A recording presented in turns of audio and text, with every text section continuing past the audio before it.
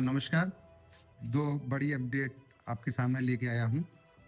पहली अपडेट ये है कि गृह मंत्रालय ने जनगणना 2027 की घोषणा कर दी है। 2027 में जनगणना होने जा रही है, जिसका पहला चरण अप्रैल 2026 से ही शुरू होगा।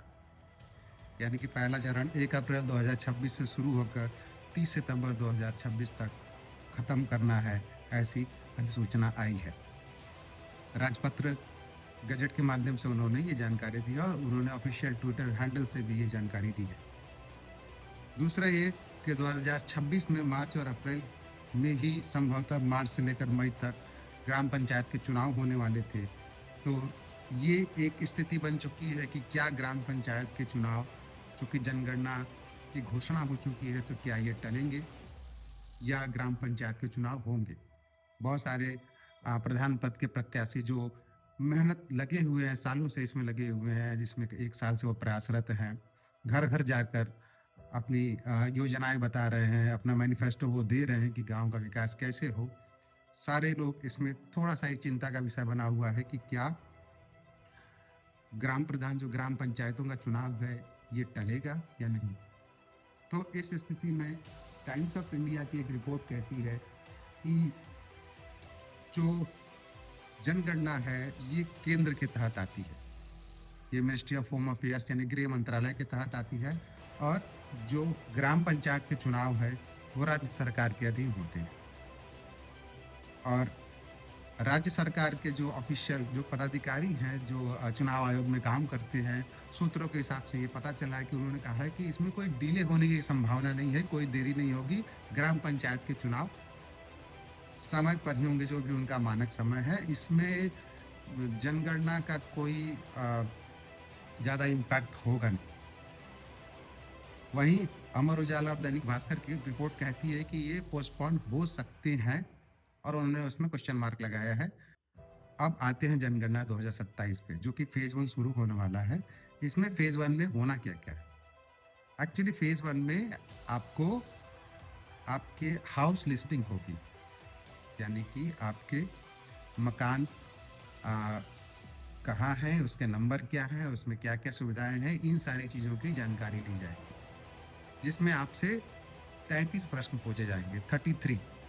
और वो प्रश्न क्या-क्या है, मैं आपको बताता हूँ।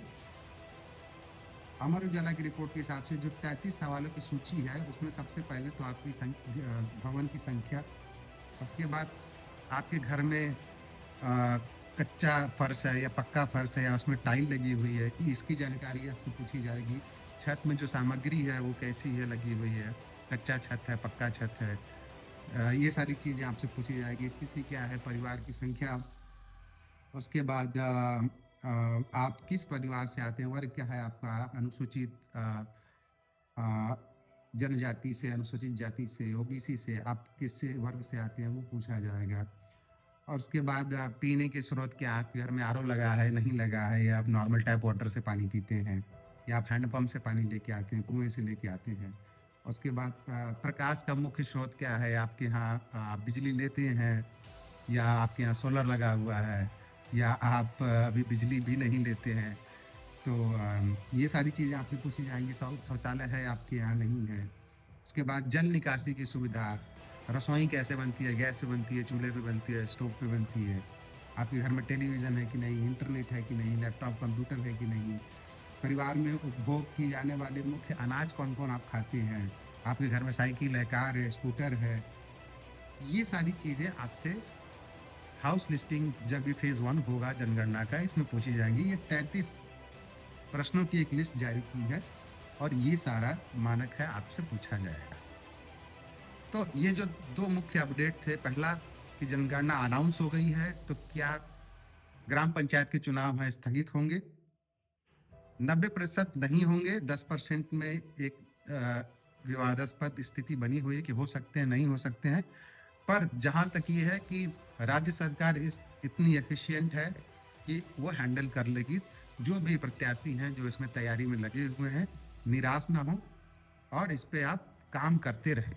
चुनाव ऑन टाइम ही होंगे और जनगणना फेज़ 1 शुरू होने वाली है अप्रैल से। तो ये प्रश्न आपसे पूछे जाएंगे, इसकी भी आप तैयारी कर लें। इन दोनों अपडेट के साथ मैं आज की वीडियो खत्म करता हूँ। धन्यवाद।